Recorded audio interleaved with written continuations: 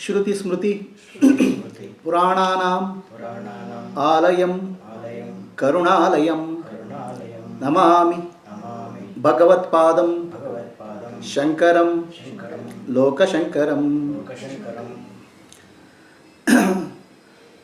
So last couple of classes we heard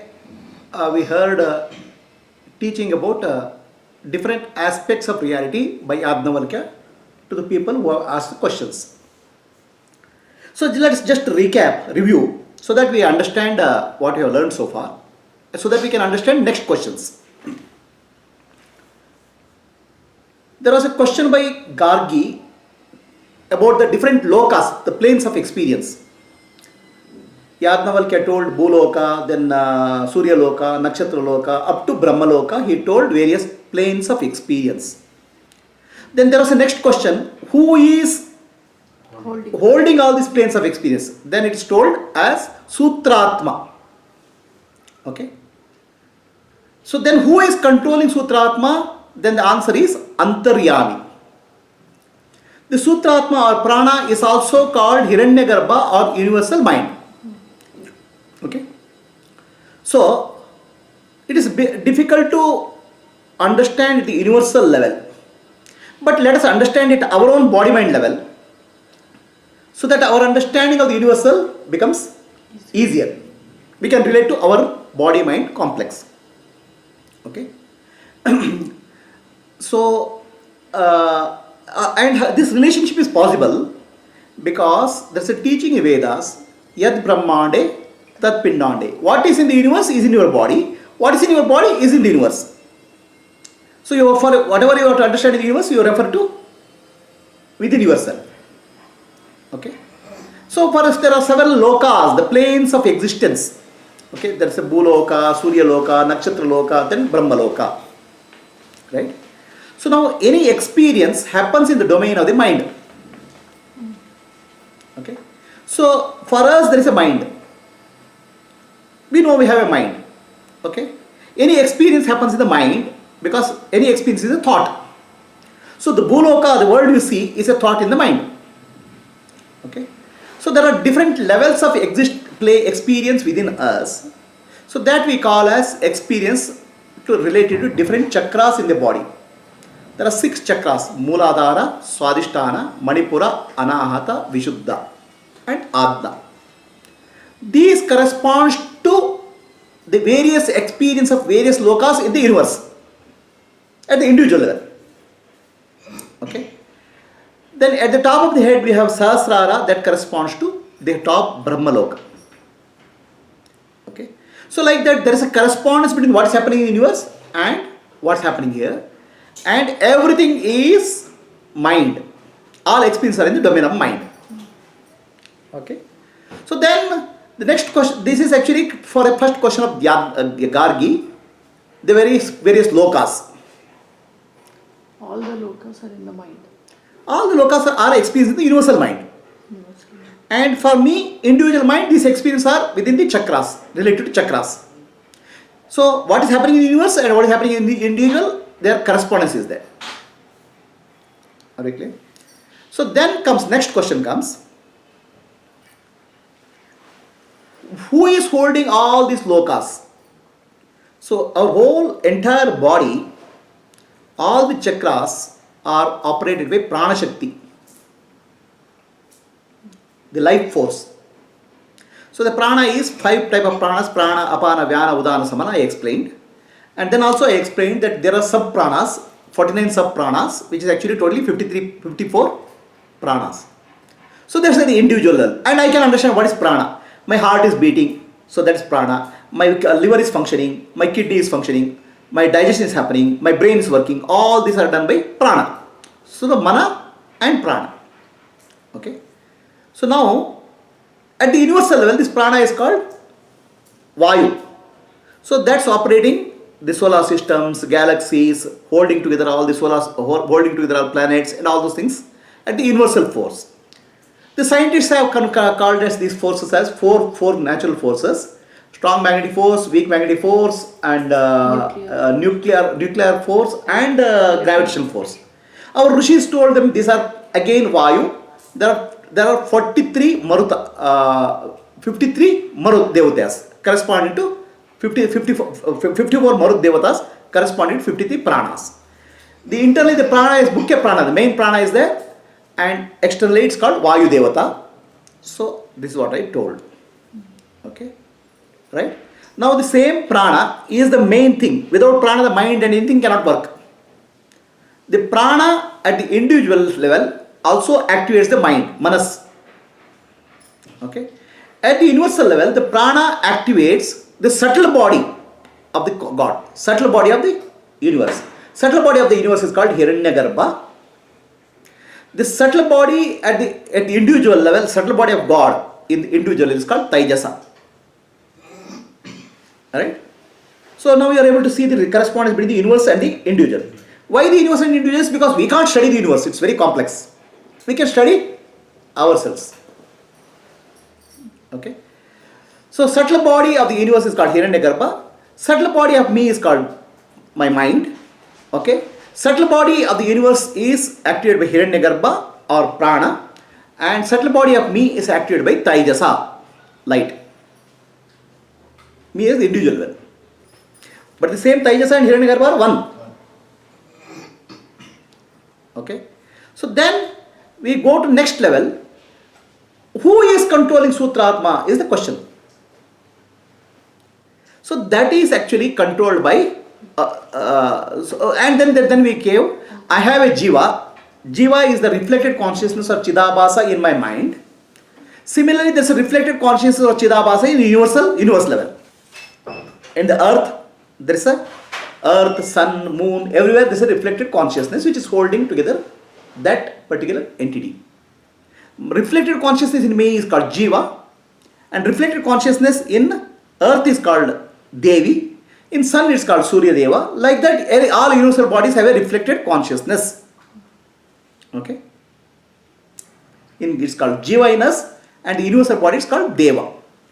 Vayu Deva, Agni Deva, and all those realities. Okay? So then who is controlling all these forces? The Jiva and Sutratma, the prana in Jiva in our body, prana in us, and then manas. All those things are controlled by the Sakshi. Is called Antaryami, inner self. The same Antaryami is there at all universal level, at the whole universal level. The Sakshi in me is equal to Sakshi in the universal level. He is called Hari. Okay? Okay? And the Vayu, prana in me and universal Vayu, prana is called Vayu. So they are called Mukhya Prana or Prana Devata. So now you understood? The universe is, entire universe is a being, and that's called Jiva. That being is called, the universal being is called Brahmaji. Okay. So is this much clear now, relationship? Now, yeah, Gargi gets up. She is not giving up. She says, I asked earlier questions. Now I am going to ask two questions. Okay. So if all the people in this Sabha, Brahmana Sabha, if you accept it, I am going to ask two questions. These two questions are like two arrows. Okay. If Yajnavalkya is able to face these two arrows, no doubt he is the Brahmanishta. He is the supreme. I accept it. And I don't think anybody in this Sabha can ask these two questions. These are the two final questions. She has a confidence that she is asking the final questions. Nobody in Sabha is able to ask the question. Okay. So she asked the question now. Two questions she asked.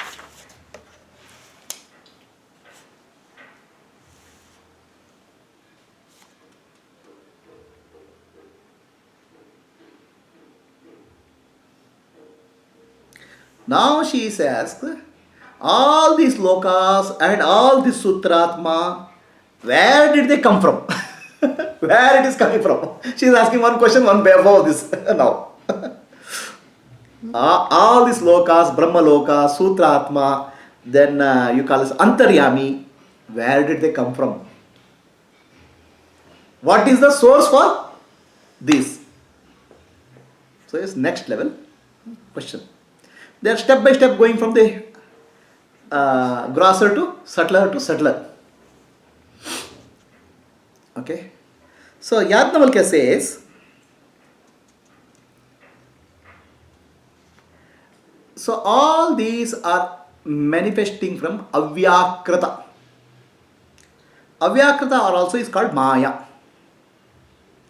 So far whatever he has spoken is entirely in the domain of experience, the creation.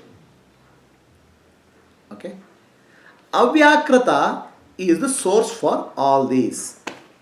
Antaryami is also in the domain of Maya. Huh? Earlier, Antaryami appears in the domain of Maya. For this creation is running because of Antaryami. Antaryami cannot be seen. But Antaryami is also appearing in the domain of Antaryami is controlling the domain of Maya.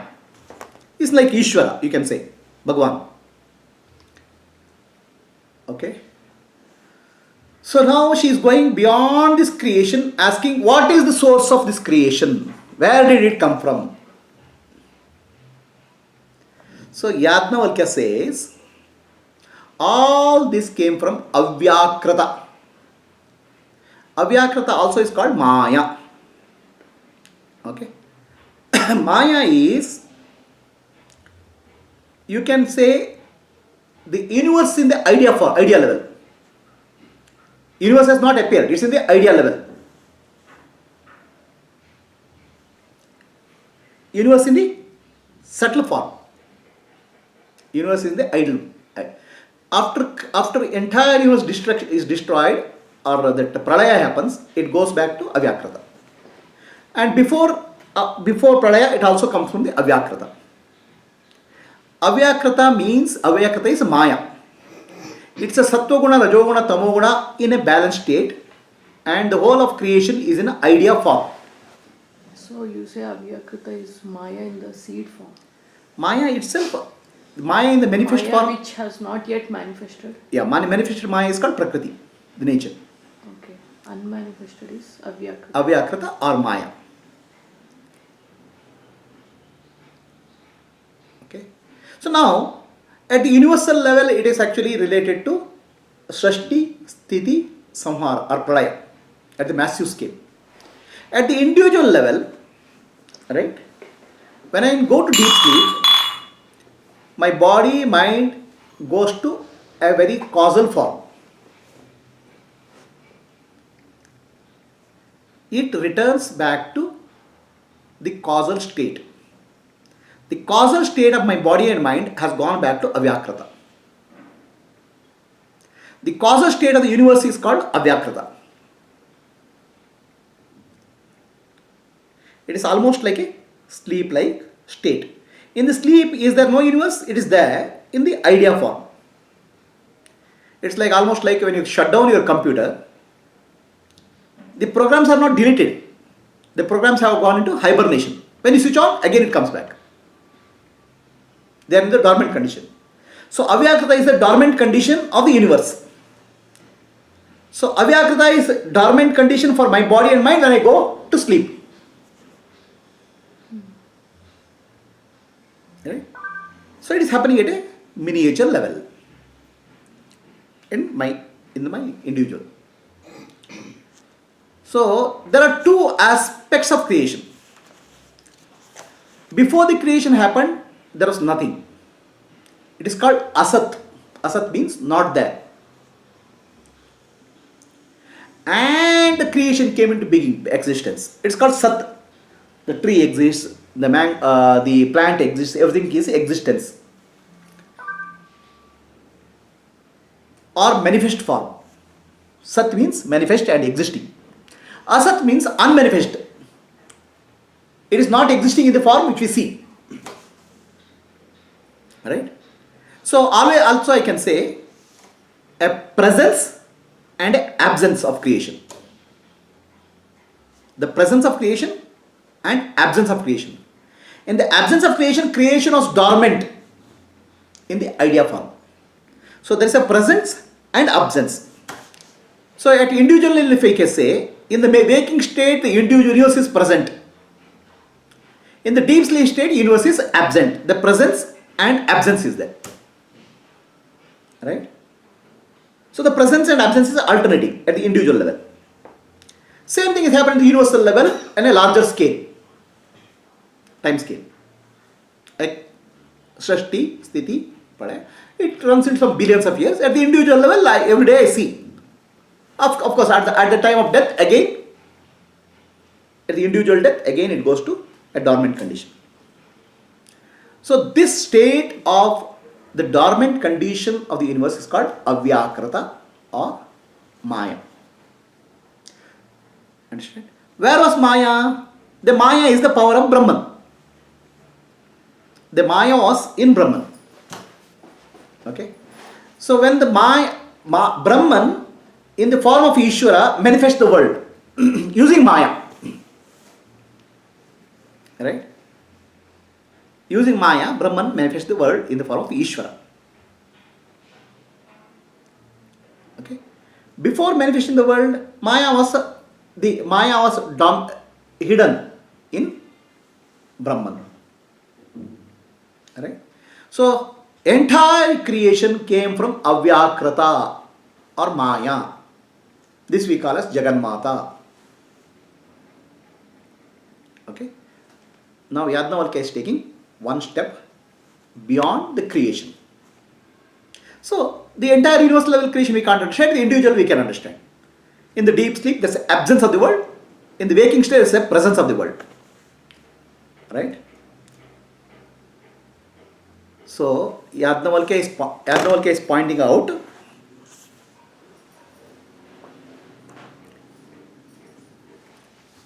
everything came from Avyakrata Akasha. He can use this word called Akasha, space. Okay. In absence also is there a space? See, in the presence I can see the space, huge space, and creation is there. The entire creation went into dormant condition and it went into a dormant space. So that is called Avyakrata Akasha. So now here Yajnavalkya says, he doesn't say I say it. He says, all the Brahmanas say that. Okay? Brahmanas say that everything came from Avyakrata Akasha. See the question here. Gargi has asked, if you answer this question, you will be proven as the greatest of Brahmanishta or Brahmana. Means the answer has to come directly from you, your experience. But he says other way, it came from Brahmana. That's why.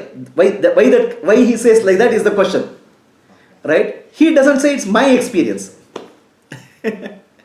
Right? So there is a conflict. Not conflict. There is a subtle reason for that. Okay? So a Brahmanishta will never say, I am Brahmadnani. Okay? He will not say, I am not Brahmadnani. He doesn't say, I am a Brahmadnani, or he will not say, I am not a Brahmadnani. Why? If you say, I am a Brahmadnani, there's a personality is brought into that. Okay? So the Brahmadnana has nothing to do with the personality. If you say, I am not Brahmadnani, okay, so then also it's meaningless because he is speaking the truth. So to say I am Brahmadnani or to say I am not Brahmadnani, both are ignorance. Okay, you understand? See, if you say I am Brahmadnani, then personality is brought into Brahman, which is actually wrong. Okay. So if I say I am not Brahmadnani, then he has no qualification to talk. Alright? And then you are denying that you know Brahman. I am not Brahmadani. Both are not true. So, a Brahmadani will never say, I am Brahmadani.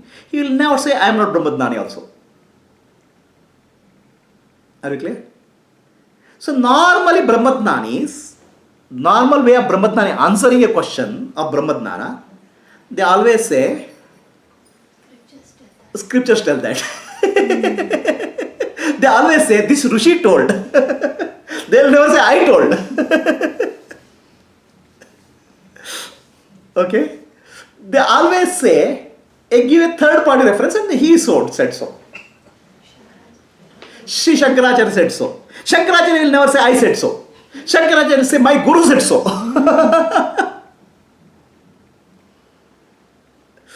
You understand? Because this question is neither personal nor impersonal. Answer is neither personal nor impersonal. You have gone beyond personal and impersonal now. So whatever answer you give is misleading. That's why safely they will say, this Rishi said. Ramana Maharshi said so. Okay? Or this Upanishad says so. Rather than I said so, because they don't want to bring in the concept of personality into Brahmadnana. But then nothing wrong in telling, because he knew that he is a Gnani. No. See, he knows, but when he communicates to the people, then they feel, they bring personality comes into picture. People can only look you at from the personality point of view. Right? He doesn't want to mislead the Brahmadnana is inner realization where there is no personality involved. Okay? But when people understand, only they understand through personality. Are you clear? So Brahmadnani will always refer to somebody else or some book and say, as per that. Are you clear? So then, that's one answer.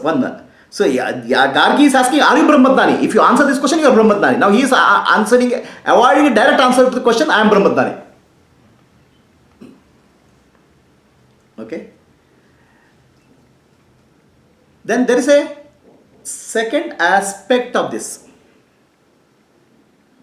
Okay? A Gnani has no name, no body, no mind, no intellect. He has realized that I am not the body, I am not the mind, I am not the intellect. But the world you can recognize only through body, mind and intellect. From the world point of view, Brahmadnana becomes a personalized. Okay?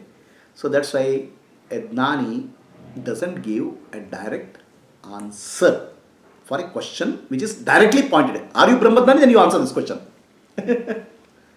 So he says, Brahmana says so. Now who is this Brahmana?